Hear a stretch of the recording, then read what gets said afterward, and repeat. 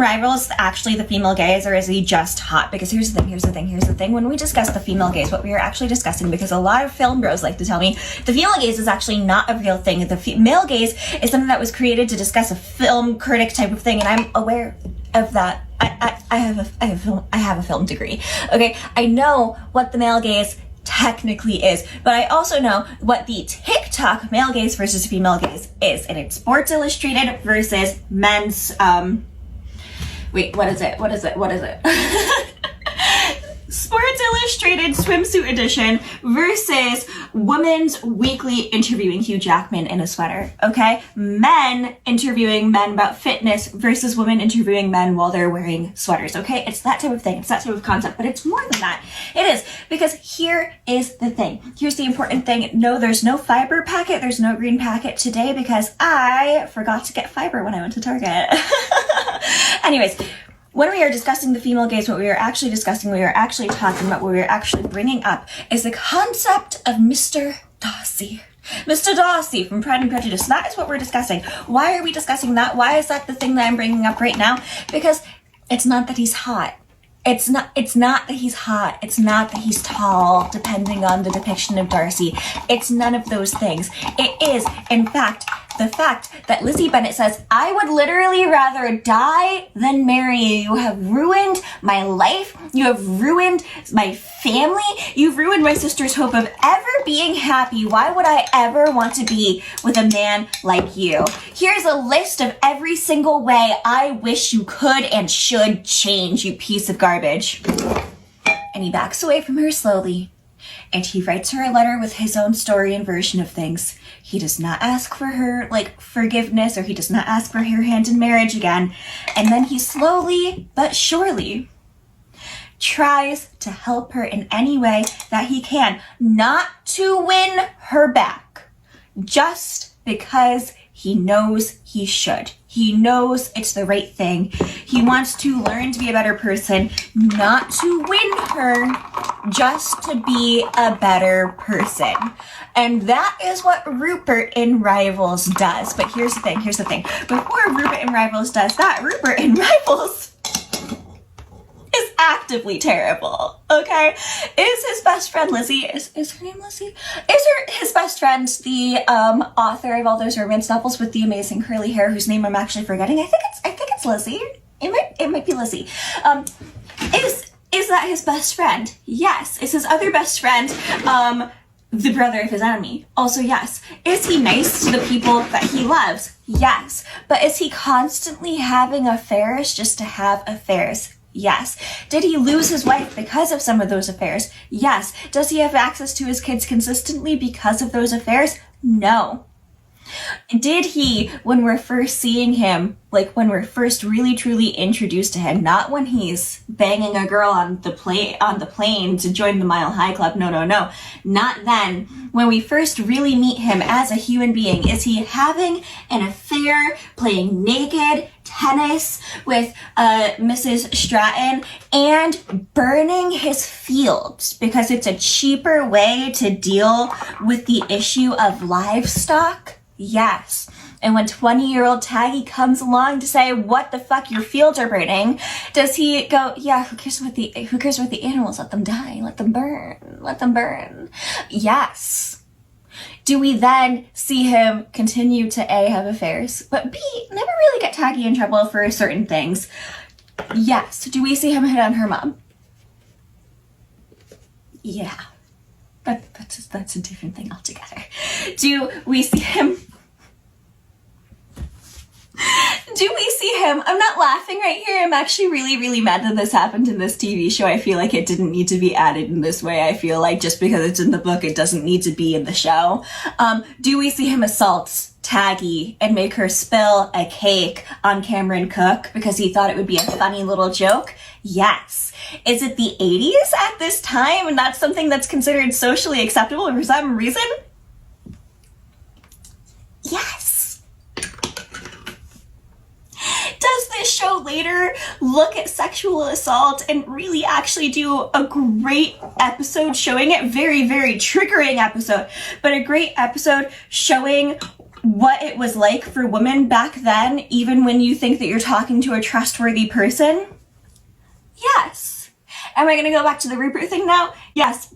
So we see Rupert go up Taggy's skirt, and then everyone calls him out, and he's like, oh, was that not just funny? If I did it to anyone else, people would have laughed. And it's like, yeah, if you did it to anyone else, they probably would have been consenting, but she's 20. And he's like, well, she watched me have sex. Is that not consenting? I thought she wanted it. And everyone else is like, no, bro. And that's when we start seeing Rupert change. Now, it is a slow change. It is an 8-episode slow burn of a change, okay? Because every time that he starts changing, it's 2 steps forward, or it's 1 step forward, 2 steps back, okay? And then slowly but surely it becomes 1 step forward, 1 step back. And then after that part of time, it becomes 1 step forward, half a step back, okay? He's learning, but it's slow. And by the end, does he get Taggy because he's learning? Yes. Does he do any of the things that he does to protect Taggy that I didn't talk about in this 6-minute video? Yeah, like, does he tell Taggy about any of them? No, because he's just doing them because they're the right thing, and that's where we actually get the female gaze version of Rupert, okay? We get the Rupert who wants to help Taggy just because it's the right thing to do. We get the Rupert who wants to help, the cute little balding gay guy who had a panic attack, and just, like, was in distress, and Rupert, like, got a photographer to give him the roll of film where he had, like, taken pictures of that man in his most, like, vulnerable state, and Rupert was like, take a picture of me pretending to be drunk, and you can give me the film and do whatever you want with the other stuff, okay? Yes, we see all that. We see Rupert change, but we also see him screw over Cameron Cook, and then we see him admit to Cameron Cook what he did, and then we see him, like, literally when he's screwing her over, he's screwing her. Which I really, it was art. It was art. He's screwing her over and he's screwing her at the same time, which was just a very intriguing concept. Is that where screwing people over came from? Is that where that term came from? I need to know.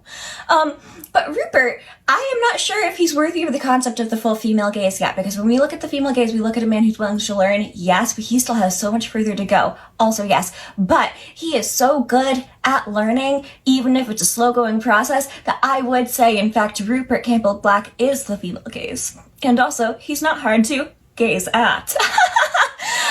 And no, it's not because he's hot. In fact, if he had remained like he was in the first 2 episodes continuously for the rest of forever, I never would have liked him ever. But he did. He did learn. He did grow. He did become a better person. But while becoming a better person, he also treated his sex affair partners like garbage. So I'm very concerned to see what will happen in season 2, if there is a season 2, between him and between him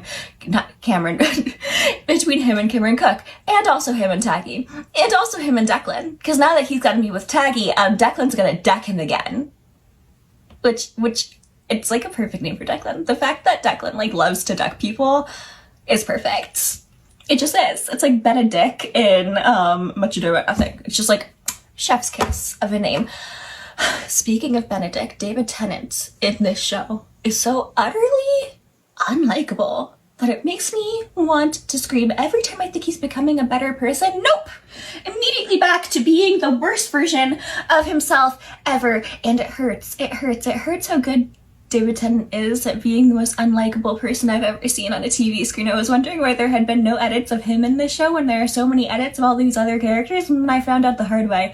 I found out the hard way. Okay, thank you. I'm gonna go drink my really cute coffee. Look at this mug! Look at it! It's a pumpkin!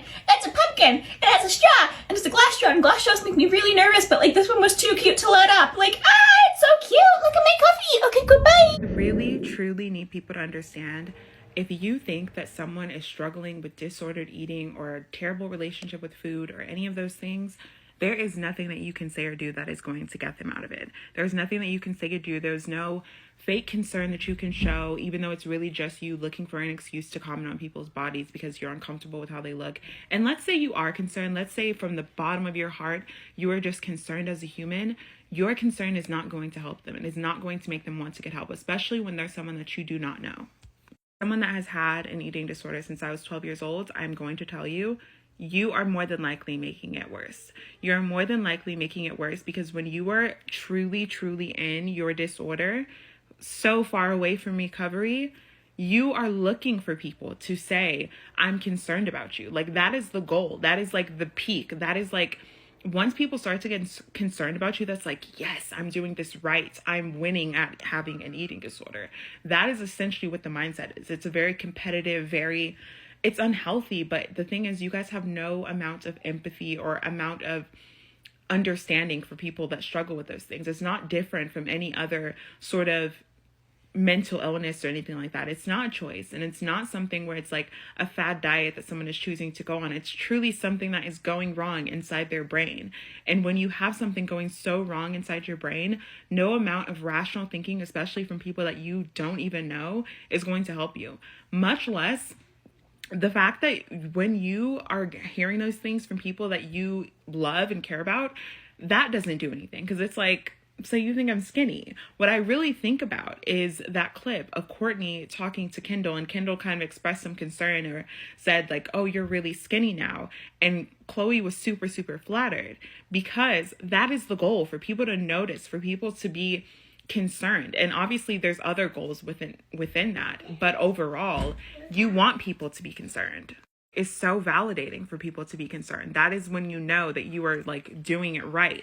So I need people to understand that and have some compassion, have some consideration, and stop being so comfortable commenting on people's bodies, because at most you are making things worse for them. And even if you aren't, it's just not your fucking place. It's not your fucking place. Even if they don't have that disorder, it's just not your fucking place to comment and diagnose people with anything, especially people that have access to unlimited resources. You guys have to be told this over and over again, and you try to hide behind this idea that you care so much about these people. But if you really did, you would respect when they say, just don't talk about my body. You don't know what illnesses they have. You don't know anything. You're making assumptions and you're demonizing them for it at the same time. It's very fucking strange. Get a grip. Don't get me wrong, Jake Paul is an awful fucking person, and I'll be praying for his downfall for a very, very long time. But I'm happy that he won, because Mike Tyson really beat his wife and called it his best punch. Fuck that old man up. Signs at Texas State saying women are property, and the guy saying your body, my choice, it actually doesn't bother me. Here's why. It's a reactionary sign that they are mad that women have the most power right now than they ever had in the history of America. And it didn't matter that they overturned Roe and turned it back to the states. It sucks. It sucks. And women are dying because of it. But we are still outpacing them in education. We are still less likely to live at home with our parents in our 20s than them. It didn't matter that they overturned it. We're still gaining positions of power in our careers. We're still making money. We're still getting more educated. They can't take that away from us, no matter how much they try, which is why they're clinging to these really like archaic symbols of masculinity, of, oh, women belong to me. We don't. And that's why they're so upset. So don't get complacent. Don't be depressed. These men have no power over you whatsoever. You know what does have power? You getting your degree. You getting a higher position of power and being able to hire more women who are qualified and deserved that role in the first place. So study up. Go have a meeting with your boss about your career development. And I believe in you. All of your other women in your life are believing in you. This will not end you. It's not over. And clearly, the misogynists know that. Some dude on here asked why Sabrina Carpenter doesn't speak in an infantile baby voice. My first thought was like, that's such a weird fucking question. Like, why would she, right? But then I remembered men exist, right? I thought back to the time one of my guy friends told me I should listen to this new podcast that he really liked, Call Her Daddy, right? And I decided to put my general feelings about Barstool aside and give it a listen, okay? When I tell you I could not make it through an entire episode because I was like, why do their voices sound like that? Like, I don't believe for a second that is the real tone and timbre of either of their voices. And then I was like, you know what? These are two women on Barstool. This is a podcast for dudes, probably. And then I thought about Marilyn Monroe's real voice versus the voice she had on film. And I thought about every time I watch a show that is clearly written by men and there's some woman in an effort to be sexy kind of like raises her voice an octave to sound younger, or like does that little baby voice like this, and it just makes me very uncomfortable. Like, who is this for? Like, y'all think that's sexy? Like, she sounds like a child. That's weird. And I was like, well, there is the answer that you were looking for. Okay. I've listened to Call Her Daddy and the other girls' podcast since they split, and are no longer on Barstool, and it is no longer an insufferable thing to listen to. The way they speak, even the octave and tone and timbre of their voice, not the same. Sabrina Carpenter speaks in a lower register voice and has no interest in speaking in a higher octave, despite the fact that she, you know, has her like pinup outfit, because she was not written for or by a man. Okay? Sabrina's for the girls. And honestly, I think that's why I like her.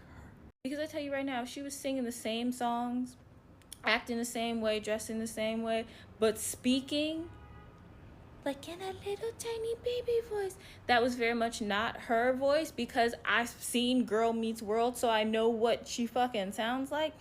I would not be a fan. Wouldn't be a fan. That stunted, stalled, adolescent thing that some people like to play at, where they're 35 but got people thinking that they're like 18 years old.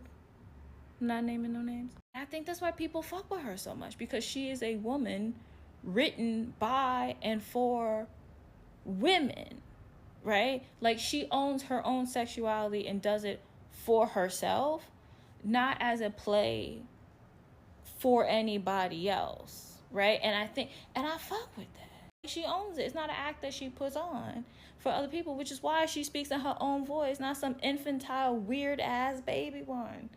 Because that's creepy as hell. I need, outside of, like, this Sabrina, like, example, I need men to realize that when you like that women speak in a baby voice, it's weird. It's very weird. I said something about this yesterday, but the comment section under this video has become increasingly unhinged. How a video where I was just simply discussing the differences between women written by and for women and women written by and for men has a comment section that has somehow devolved into the I Hate Ariana Grande club.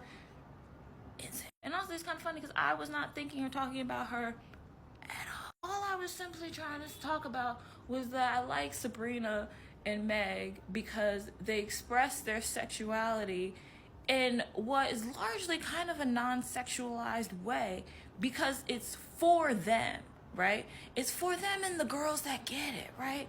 Versus like people that we had when I was growing up whose sexuality was sexualized because it was for the benefit of other people. You know, it wasn't for them, it was for us, right? And I'm not an Ariana stan. I really could not care less if y'all hate her for real, okay? But as someone who has been in chorus and has spent a good deal of their life surrounded by people who are professional singers, I'm talking like people with Grammys and Tonys and perform with the Metropolitan Opera at the highest level, okay? It is not uncommon, as people have said in the comments, for people who are professional singers and sing at that level and caliber to change the octave of their speaking voice to protect their singing voice at the behest of their vocal coach. Sometimes they're told to go higher, sometimes they're told to go lower. Before y'all hop in the comments and get stupid, not everybody has to do it, but some people have to do it. You probably have not heard the real speaking voice of a lot of your faves, okay? Again, not a stan, but as someone who inexplicably retains a lot of useless information, I know enough about Miss Ponytail to know that her decade at Nickelodeon really fucked her up. All the stuff she had to do to play that character fucked up with her hair, which is why she had it in the ponytail forever, and the voice she had to do fucked up her voice, which is why she changed it. And then, like, no one, at least I don't know what y'all was doing in the comments, I was not making fun or trying to, like, ridicule anybody who naturally speaks at a higher register. Again, the whole point of that video was women written by women versus women written by men. Again, that's what Sabrina's voice sounds like. I know that's what her voice sounds like because I've seen her on TV and movies before she became a pop star, right? If she became a pop star and suddenly to go with her pinup look, decided to speak in a baby voice, that would be weird and I wouldn't want to listen to her, right? Again, because then that wouldn't be her real voice. If that's your real voice, then it's not a problem. Which is why I brought up Call Her Daddy. Not because they talked in baby voices, but because the 2018 Barstool version of the podcast was women written by men for men, okay? The 2024 version of the two podcasts those girls have now were women written by and for women. If you listen to the 2018 version of that podcast where they're like, Daddy gang, and how they speak now, it's not the same. And leave Paris Hilton the hell alone. Okay, she has been through enough. And she has talked on multiple occasions about why and where that voice came from. Okay? And Britney too. Leave Britney alone. That whole comment section is so fucking strange. I can't believe I'm saying this, but I got to see Nosferatu this morning. And I need you to know, no matter how excited you are for this movie, it's not enough. I don't have words for how beautiful this film is, both literally in terms of just the visual mastery, the amount of like incredible technique that is used to make this movie look and feel so utterly terrifying and ominous and simultaneously exquisitely, breathtakingly, stunningly beautiful. Every single one of his films, Robert Eggers has consistently shown that he absolutely loves the history and the artistry of cinema. And this film is a Nosferatu that encapsulates like the genuine horror of the original film with the romanticism of the Dracula lore in a way that is entirely new. This film is terrifying. I literally just rewatched Francis Ford Coppola's Bram Stoker's Dracula last night because I love that movie, and I love how like darkly romantic it is, how tragically beautiful it is. But this film is a beast entirely of its own. This film is horrifying, and it speaks to very similar themes, much like the original text does, but in a way that feels so modern and invigorating and nuanced and beautiful. Like I genuinely don't, I'm obviously not, this movie doesn't come out for another month more, but like, I'm not gonna give anything away, but this film is, I'm stunned. I'm stunned by how much I loved it, and I went in expecting to absolutely love it. I cannot wait. I cannot wait to talk more about this movie. I would get excited. I'm still excited. I just saw it and I'm excited. Yes. I am unbelievably excited for this new Dune series, Dune Prophecy. There's obviously so much to love about the world of Dune, but probably obviously one of my favorite elements is the Bene Gesserit. And this series is jumping back 10,000 years in the past to tell the story of how what was known back then as the Sisterhood eventually turned into the Bene Gesserit. Going into the series, probably the element of this concept that I'm most excited about is the time jump, because as a longtime sci-fi fan, one of my favorite things about the genre is the potential for political intrigue and world building. And the Bene Gesserit, then known as the Sisterhood, already beginning to shape the world around them and pull the strings of the mostly patriarchal, like male-led world that they live in is fascinating. But the trailer is also just really beautiful. And not only do we get more of these like sweeping landscapes, but the costumes. Look at these costumes. I am so excited. So be sure to check out the first episode of Dune Prophecy, streaming on Max on November 17th. Just say something. It's 10:30 and I need to say something. You do not hate Rory Gilmore because she's the villain of the story. You do not hate Rory Gilmore because she's the worst person in the entirety of Gilmore Girls. You do not hate Rory Gilmore because she's so annoying that it's absolutely terrible. You hate Rory Gilmore because she's a 21-year-old moron. And you once were a 21-year-old moron and you made a bunch of the decisions that she made when your prefrontal cortex was not fully developed. And you go, I would never make that decision. But honestly, you would. And you're judging her because she's a character who was set up to be absolutely perfect in season 1 of the show before Amy Sherman Palladino actually knew what to do with the fucking show. And then as the show went on, they made Rory Gilmore so actively actively perfect that as the show went on, there was absolutely no choice for her to go anywhere to go except down. So she did, because that's what happens when at the age of 16, literally everyone in your life tells you that you're the most perfect, most brilliant, most wonderful person that's ever existed. And then you slowly but surely start becoming an actual adult person who can no longer be the exact epitome copycat clone of your mother, and your mother doesn't know what to do with that because your mother had you when she was 16 years old and now she's 32 years old and she's getting very annoyed that you actually have your own opinions on things now, because that's what happened with Lorelai Gilmore. Lorelai Gilmore would treat Rory Gilmore whenever she made any mistake as if she were an absolute villain. And you know how I know that? You know how I know that? Because when Rory Gilmore was having an affair with Dean and helped to break up his marriage because he shouldn't have gotten married that young, and he knew that he shouldn't have, and he did it anyways because he doesn't actually care about women. He just cares about the way that he looks to women and to the men around him. When Dean and Rory broke up the marriage with Lindsay, Lorelai treated Rory the exact same way. The exact same way that Lorelai treated Rory when Rory decided that she wanted to date Logan, and then he was like, we're gonna have, like, this is not gonna be a relationship, we're just dating. So Rory started dating other men too, and Lorelai act like Rory was losing her mind because she was dating other people and she should really just be a relationship girl. She was 20.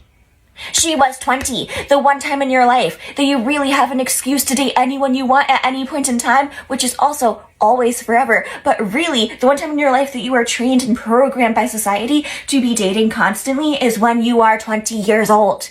When you are 20 years old is supposed to be your reckless time period of your life where you're doing really stupid things. And was Rory doing some of the stupidest things that we've ever seen? Yes. But were they also time accurate? Yes, because the year was 2001-ish to 2007.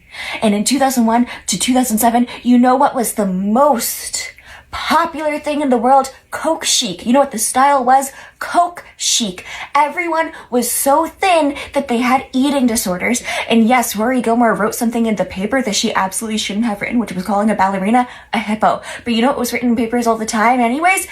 People calling women hippos for being a size fucking 4.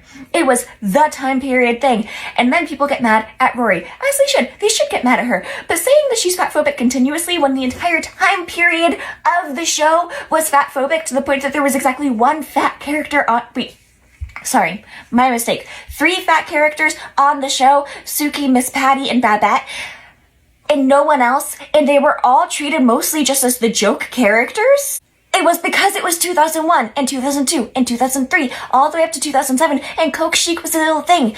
You can hate Rory Gilmore all you want, but please don't pretend that your hatred of Rory Gilmore has anything to do with the fact that she's a terrible character and is just the worst and has no redeeming qualities.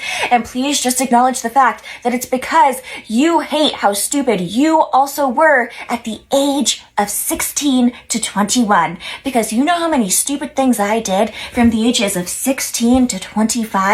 I did some of the stupidest things in the world. Did I steal a boat? No, because I did not have the opportunity to steal a boat. Did I stand on a guy's shoulders in the middle of the street at 2 a.m. in a crop top and short shorts in the dead of winter and try to help him steal a stop sign even though I knew I was right down the road from a police station? Yes. Did I actively pursue a man who was in a relationship because he kind of looked like John Stamos?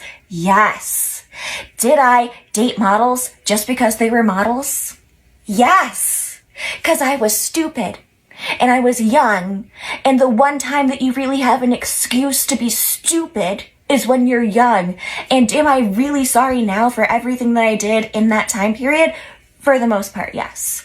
Is it now a story that I get to tell? Yes. And also, does Amy Sherman Palladino know how to write characters who are good for the most part? No. Which is why Rory Gilmore is exactly the same as the marvelous Mrs. Maisel.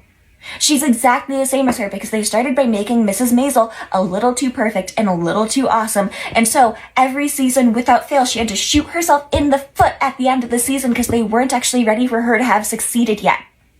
And also, then Amy Sherman Palladino, punished her by basically making it so she wasn't allowed to be happy for the most part in the end of the show. And she was a bad mother and she was a bad person, but she was a great comedian, so that's really all that was supposed to matter, which is also one of the most exhausting things about Amy Sherman Palladino's shows because she makes them all with her husband. and which means that she has a successful marriage for the most part and a successful career as a writer, and she only makes it so that her characters can have one thing, a successful marriage or a successful career, and you can't have both, because if you have both, the world will end. That is what she constantly tells us when she writes her female characters, and it does in fact drive me insane. And the other thing that drives me insane is the fact that there's a piece of makeup stuck there from my glasses earlier. But I just need it to be known. I need it to be said that you hate Rory Gilmore because you were also stupid when you were young. You do not actually hate Rory Gilmore because she was a bad person, because if you hate Rory Gilmore because she was a bad person, then you should also actively be hating Lorelai Gilmore for being a bad person and Emily Gilmore for being a bad person. But you can find ways and reasons to defend both of them because they have fully developed prefrontal cortexes and they know exactly who they are, so they don't apologize for it and don't try to say, but I'm a good person. But Rory, who's 21 by the end of the show, doesn't do that because she's 21 by the end of the show, maybe 22. When do you graduate college? It doesn't matter. This drives me nuts, and it will drive me nuts for the rest of forever, and I just had to make this video. Also, I'm about to go wash off my face, like make up my face, but I had to film this video first, and I stand by it. So anyways, I just needed that to be known. Because if you did not make stupid decisions when you were 20, you were just not really given that many opportunities to make stupid decisions when you were 20. And also Rory got punished the same exact way for any mistake that she got made. Because Lorelai didn't really know how to parent her, because she just expected Rory to be exactly like her. And yet somehow Lorelai's always allowed to date. Okay, thanks, bye. What radicalized me? Abishag in the Bible. You don't know who Abishag is? Oh, let me explain. So you know King David in the Bible? The one who killed Goliath. We all know him. He's credited with writing many of the Psalms. He was known as a man after God's own heart. He was known as somebody who could repent and change and grow. He was also a creepy little pervert.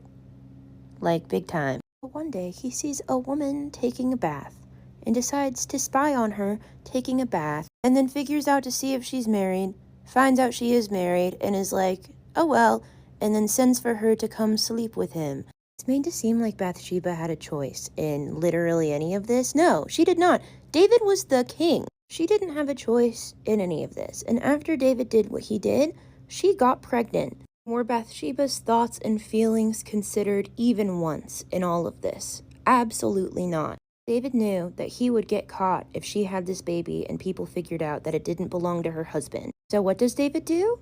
He has her husband murdered by placing him on the front lines of battle. Like, let me spell this out for you, TikTok-friendly style. He coerced a woman into having relations with him because he was in a position of power.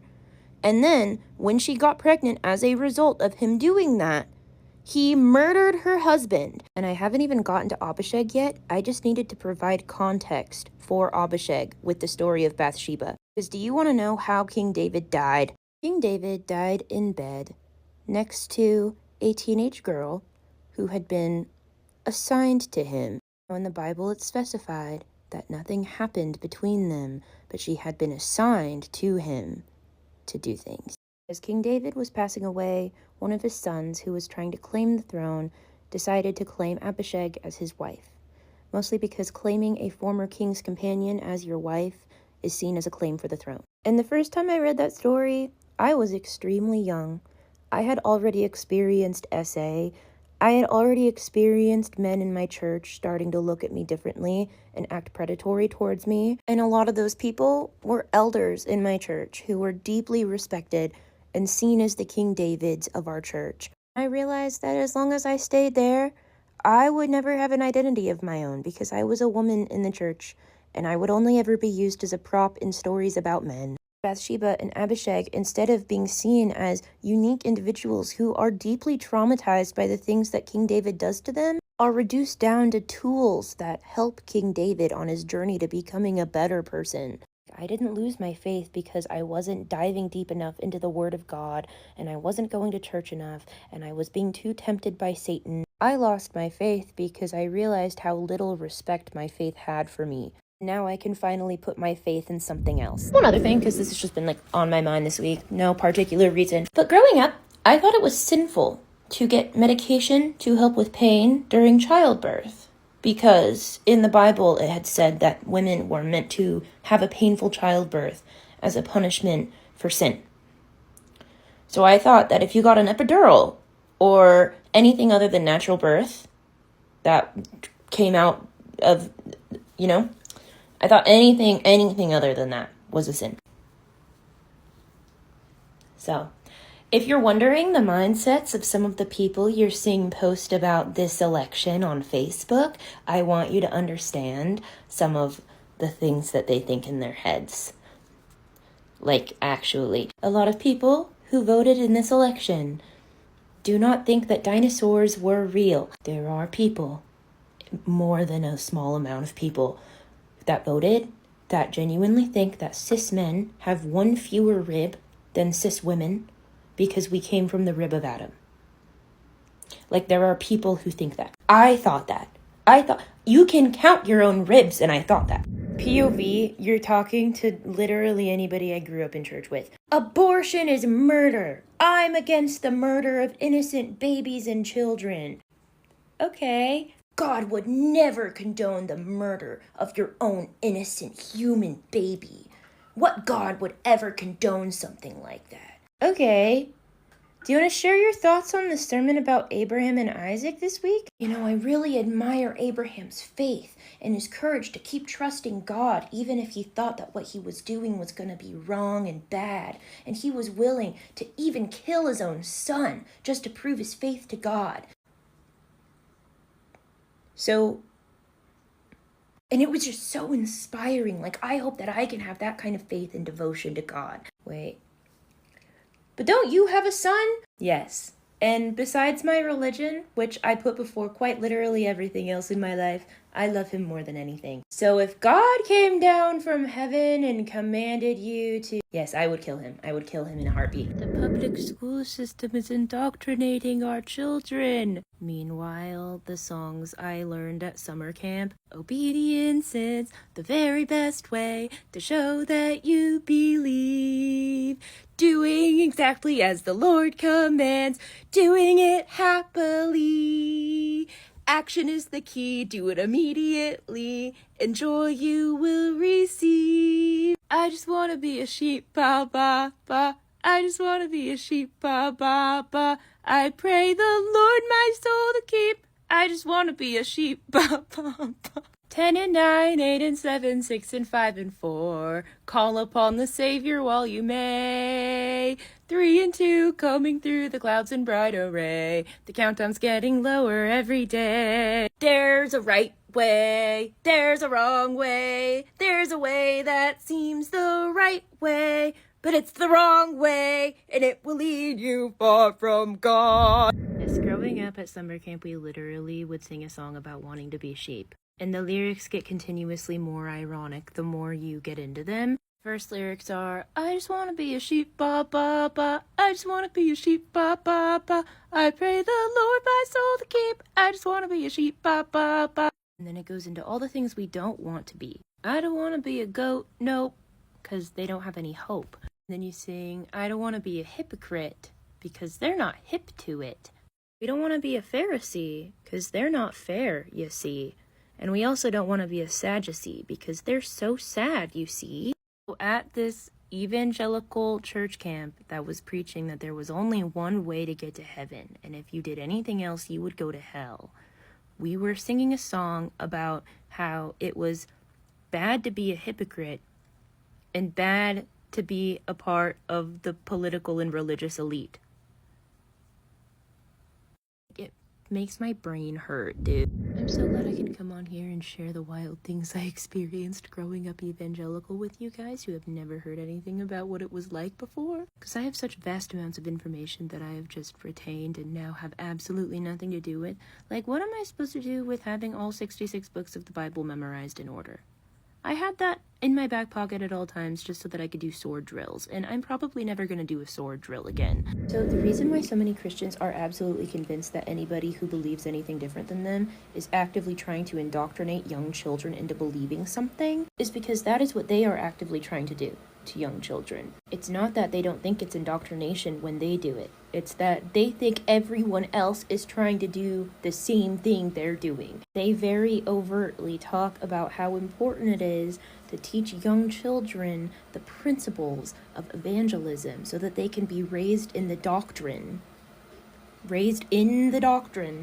so that they can lead a Christian lifestyle. Like, every single interaction that any of us had with somebody who was not a Christian had an agenda. I have had to make numerous apologies to people I grew up with who were not Christian, who I was a total dick to, because I was only hanging out with them to try and get them to go to church. Because unless we could get the upper hand and share our agenda with them first, then they were going to share their agenda with us, and then gay evangelize to us or something. I've already gotten this comment several times, and unfortunately, no, that is not satire. Those were actual songs I grew up singing at Bible camp. I don't know if other public schools did this as well, but my school had release time once a week, where religious kids would get to skip part of their classes and walk down the street to go to church and sit in a basement and eat like Nilla wafers and drink water out of Dixie cups, and then sing these songs together. It was so strange. It was so weird. One of my favorite games to play in Sunday school was sword drills. Prior to what you might think, no actual swords were involved in this activity. Instead,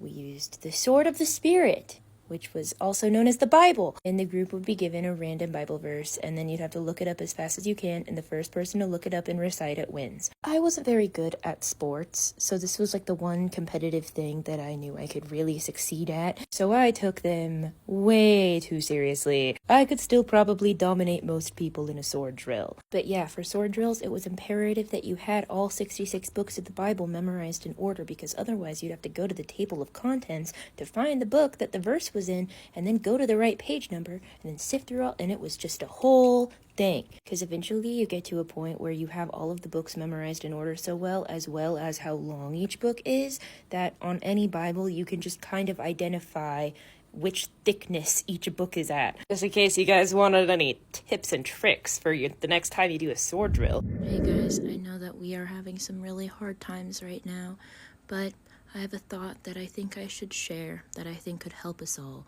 Imagine there's no heaven. It's easy if you try. No hell below us, above us only sky. I haven't even seen The Substance yet, and I know that it needs to be taken away from some of you guys who have completely missed the fucking point of the movie. Why have I seen so many videos this week of female celebrities who must be using The Substance because they're not aging very well, and there's another younger female celebrity who looks kind of similar to them. So let's compare them. Let's compare their appearances and speculate about why all of these aging female celebrities are aging so horribly and must be using The Substance, because every single aging female person must hate themselves because of how they age. You missed the point. You are missing. I'm grounding all of you from this fucking movie until I can watch it and explain to you why all of you are fucking wrong about it. Or just like any picture of an aging celebrity, you will go to the comments and there's a million comments saying they didn't respect the balance. They didn't respect the balance. This is what happens when you're problematic and you start aging. Oh my god! Oh my god! Why are we assigning morality to aging? That's insane. Do you hear how insane you sound? Like, rah! And I haven't even seen the fucking movie. I'm watching it now because I need to now, so that I can yell at you guys some more about it. So I've been in dance and movement therapy for a few months now, and yesterday was the first time we actually did dance and movement in therapy, because before that we were still in the very beginning stages of like getting to know each other, you know? You guys didn't tell me that therapy could be some of the most fun I've ever had in my life. Do you want to know what my therapist and I did yesterday? We had a Chapel Roan dance party. Together, and it was so much fun. Oh my god. The reason I sought out dance and movement therapy was because I didn't feel like I was getting anything from talk therapy, because I would be given all of these tools, but then they would only exist in my head, and I wouldn't know how to use them externally. I told all of this to my therapist, and she was like, well, you know what they say, if you can't fix something from top to bottom, you should start at the bottom and work your way to the top. Let's have a dance party.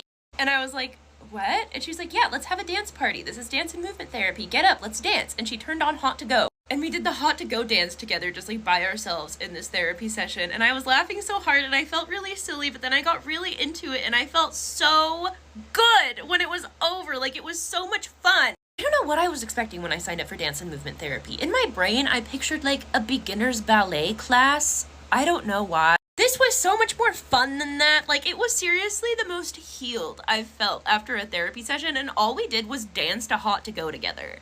And like, I felt like I made some significant therapy progress just by doing that. My therapy homework this week is to have at least one by myself dance party. I can have as many as I want with friends, but I have to have at least one by myself.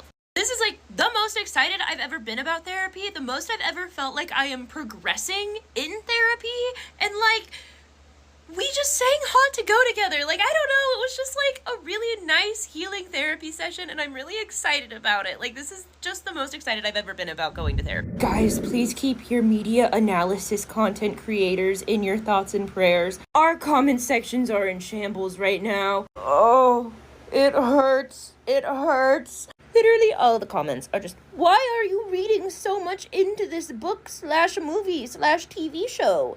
It's not real. It's fiction. You should just enjoy it. And the fiction in question is fucking Hunger Games. Like, I have comments every day telling me that I'm reading too much into the Hunger Games and that it's just a story and nothing more. It's not real and it's fiction. And there's nothing more to analyze about it. If you handed some of the people in my comment section a shovel and told them to start digging deeper, they would just hit me over the head with it. What do you mean you're on my page telling me that it's not that deep and it's just fiction? Why are you here? What are you doing here? This isn't for you. Go have some bean soup with no beans. I too have fallen into the trap of making fun of rich, horrible people for the way that they look. But it is very much something I am trying to stop myself from doing, and when I catch myself falling into that trap, I try to pull myself out of it, and I really appreciate when people call me out for it, because there are a plethora of issues that come up when you start tying someone's morality to the way that they look. Elon Musk is an absolutely horrible, diabolical supervillain of a person that has absolutely no correlation to the way that his chest looks when he's not wearing a shirt. I know that on the surface it seems really silly and harmless because he's a terrible person, so it should be fine to make fun of the way that he looks. There are a lot of really morally grounded, excellent people who also have a rib cage that looks like that, who are probably feeling really fucking terrible about themselves right now because everyone is making fun of that specific physical trait. Punching down on someone's appearance also makes you a lot less credible when you're arguing with somebody about very valid points. Because once again, people's physical traits and qualities have absolutely no correlation with whether or not they are a good or bad person. There are a lot of terrible, horrible, awful, evil people who are conventionally very attractive. There are a lot of really good, excellent, wonderful people out there who are conventionally unattractive. Good people are harmed and catch strays when you're talking about a really terrible person and you bring up their physical appearance as a representation of the fact that they are a bad person. I finally watched The Substance. I wasn't going to watch it because I was scared, and then I saw all the discourse about it online and decided I had to watch it. At the risk of exhausting literally every single talking point that's already been made about this movie, I was preparing myself so much for the shock and the horror of it all that when I became unexpectedly emotional, I was so unprepared. Because you have Elizabeth, who has been working in an environment surrounded by men and entertaining men for years now, and that is where she gets all of her worth from. Besides Elizabeth and Sue, there are no other female speaking roles in the movie aside from like one-liners from extras. So all of this deep-seated loathing that Elizabeth has for herself comes from the men that she's surrounded by, and then proceeds to manifest itself as a younger, hotter version of herself, who is still herself. She just hates herself that much. And now she's in competition with herself, trying to destroy the most authentic parts of her so that she can become someone who's more pleasing to the male gaze. And this movie just really hyperbolizes the ridiculousness and grotesqueness of willingly putting yourself through these major procedures in order to please somebody else. Because the more she rips herself apart to try and hold on to her youth, the more she is destroying this authentic part of herself that should be allowed to age gracefully and naturally. A part of herself that she never wanted to destroy. She just believed all of the lies that all the men around her were saying. At the end of her life, she didn't want to be Sue. She wanted to be Elizabeth. She wanted to be Elizabeth the whole time. From the very beginning of the movie, the ad she answered in the paper was to be the next Elizabeth Sparkle. That's all she wanted to be. Elizabeth and Sue have been competing against each other this whole time, but at the same time, you've been hearing constantly, they are one, they are one, they are one, and they both ultimately suffer the same fate, which would have happened anyways, because Elizabeth had been Sue at one point, and then she got old. And what happens when Sue gets old? I've had some people ask me if I would be able to respect the balance of the substance, should I be stupid enough to take it. And while I would like to say I would, I also am not stupid enough to say that I would, because there were only 2 people using the substance, and the other person didn't look like he was having a very good time either. I'm very curious about the hot doctor old man person. If they made a sequel to this movie, I would love to see his backstory. I'm just giving my rapid fire thoughts, but I woke up like 10 minutes ago and I haven't had coffee yet, so that's all you get for now. Bye! It's interesting that you brought up that she went through the mechanics of this procedure with as much ease as putting on mascara, because then a few scenes later, she's getting ready to go on a date with Fred, and she cannot apply makeup with as much ease as she had when she was performing that medical procedure on herself, which I think brings in the whole shame factor and how much of this movie is shame motivated, because she is not only ashamed of the way that she exists in her own body, she's also ashamed of how much she hates herself, and she doesn't want people to know just how much she hates herself. The only part of herself that she doesn't hate is a part of herself that doesn't exist anymore. And it's easy for her to do something as grotesque as ripping apart her own body in order to become a more beautiful version of herself, if nobody will know that those are the lengths she went to preserve her youth and beauty, than it is for her to leave her house looking like herself, but with makeup on. And it doesn't help at all that those fears are continuously reaffirmed every single time she steps outside of the house. Elizabeth, someone who survived off of external validation, was constantly having her deepest fears about herself continuously externally validated by the men in her life. An experience I've grown used to as an adult that was raised an evangelical Christian is telling people who were not raised evangelical Christians about my childhood, and then receiving this look, or they'll think I'm joking and that it wasn't real. And I need you to know that was 100% real and something that we did on a regular basis.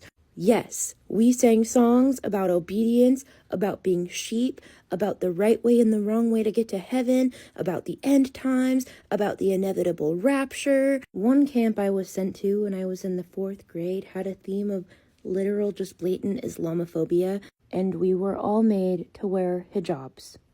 And we were not allowed to use our left hands for anything, and a bunch of the counselors duct taped their campers' left hands behind their backs so they wouldn't use them. And then I ended up falling, and then I couldn't catch myself because my hand was taped behind my back, so then I sprained my wrist. This is the shit that I grew up learning when my brain was developing.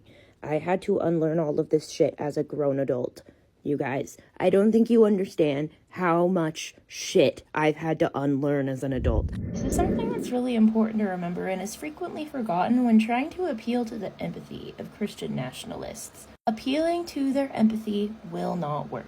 We were programmed not to have it. The definition that we were taught for empathy was fundamentally different from what most other people know as empathy. Empathy was something to exercise with caution, because if you were too empathetic towards somebody who was not a Christian, that meant that Satan could plant seeds of doubt in your mind. You could sympathize with a gay person and understand why they might have some church hurt in their heart because they're not able to indulge in their gay lifestyle. But you cannot cognitively empathize with that gay person, because otherwise you might start to think that being gay is okay. And then it's a slippery slope into pink hair and pronouns. And it wasn't that we weren't allowed to know what gay people were. I knew what gay people were. But I also learned from a very young age that they were horrible, terrible people. And my brain developed around that. And I started navigating my own queer identity while also holding those beliefs internally. That being said, if it brings you any semblance of peace in all of this, please know that all the people spewing hate every direction, they hate themselves so much more than you could ever imagine. It's like a fundamental part of their belief system to literally despise themselves. Let's have a Bible study together because some of you guys could fucking stand to hear this passage. This is from the New American Standard Bible. 1 Corinthians chapter 13. If I speak with the tongues of men and of angels, but do not have love, I have become a noisy gong or a clanging cymbal. If I have the gift of prophecy and know all the mysteries and all knowledge, and if I have all faith so as to remove mountains, but do not have love, I am nothing. And if I give all my possessions to feed the poor, and if I surrender my body to be burned, but I do not have love, it profits me nothing. Love is patient. Love is kind and is not jealous. Love does not brag and is not arrogant, does not act unbecomingly. It does not seek its own, is not provoked, does not take into account a wrong, does not rejoice in unrighteousness, but rejoices with the truth, bears all things, believes all things, hopes all things, endures all things. Love never fails. But if there are gifts of prophecy, they will be done away. If there are tongues, they will cease. If there is knowledge, it will be done away. For we know in part, and we prophesy in part. But when the perfect comes, the partial will be done away. The end. I used to be the worst kind of Bible thumper, and now I'm about to become a whole brand new kind of Bible thumper. I make videos about my religious deconstruction and unpacking biblical text and things on here. My goal is never to reach current day evangelicals. Having been in that mindset, I know that they don't want to be reached. And I know that the content I make will only make them angry, which is why I do not make it for them. I make it for the people who have been raised in that environment and are getting out. I didn't even know what deconstruction was until like 2020 when I started watching Fundy Fridays videos on YouTube. And my journey to deconstructing from Christianity was by and large the most lonely experience I've ever had. Not only was I ostracized from my own community that I'd grown up in because I was not a part of it anymore, I felt alienated from every other community because I hadn't grown up in them and I had no idea how the actual world worked. I hadn't been friends with non-Christian people before. I was completely overwhelmed and taken by surprise when I entered into the adult world, and I was also deconstructing at the same time and becoming friends with people who had not been raised in that religious environment. And every time I would try to share a childhood experience or something of mine, everyone just looked at me like I was an alien. And I'd been raised with so much fear around everything that it made me really wary to put myself out there and start trying to make friends, because I had this connotation with anyone who wasn't in my church that they were inherently evil. Even if they didn't know they were evil, Satan had a presence in their life and had a grip on them. Because while cognitively, I knew I didn't agree with the way I had been raised anymore, my brain had grown and developed around this way of life. So entering my 20s and beginning my deconstruction journey was like waiting until you were a grown adult to find out that Santa wasn't real. It was earth-shattering. I had to go back to square fucking one and completely rebuild my life and my brain. And it wasn't easy, and it won't be easy, and it's not easy currently. And there are things I'm going to have to continue unlearning until the day I die because of the way my brain has been programmed from the day I was born. This conversation is starting to make me upset, so I'm going to walk away now. That show you suggested sounds really interesting, but you made it sound like a demand, so I'm never going to watch it as long as I live.